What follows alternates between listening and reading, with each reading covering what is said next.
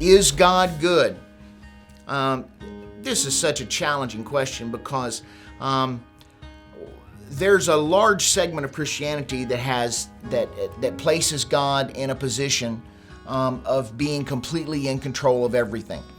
And if that were the case, and he was completely in control of everything, then why would there be children molested and abused and starving? And why would human trafficking be taking place? And why would tyrants rule? And I mean, there's this whole list of things that if God is completely in control of everything, then he is both good and evil.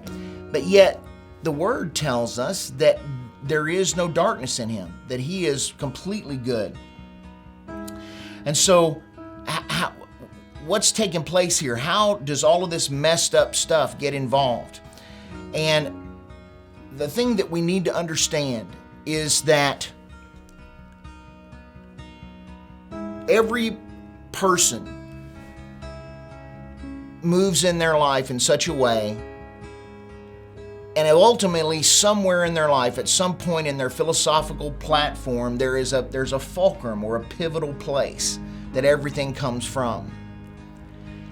And we have to be cautious about where we place that because, and here's an example. If we make that God is in charge of everything, that he is completely the all-powerful, nothing happens without his approval, absolutely nothing. He's in charge of everything. If we make that our fulcrum point, as we move out from that place, then everything we read in the scriptures becomes understood through this perspective that we've taken. Now, in my life, I have come to a place where I have made that fulcrum point, that pivot point for me, the really important thing, the thing that matters, the thing that is the big deal. And may surprise you, but I believe that big deal is free will. And I say that even knowing that free will opened the door for all of the terrible things that are happening. Every evil thing that is happening because God opened the door for people to make choices. But here's the other side of that. Without free choice, without free will, there is no love. We are just robots. We're puppets. Without free will, we have no ability to make a choice. We just simply discover what God already decided we had to do. And it's just this horrible place for me that feels like a prison that I wouldn't want to be in. So for me, the fact that God said, you know what, Adam and Eve, I'm giving you this garden. It's perfect. There's one thing in it that you need to avoid. There's one thing in it that will kill you.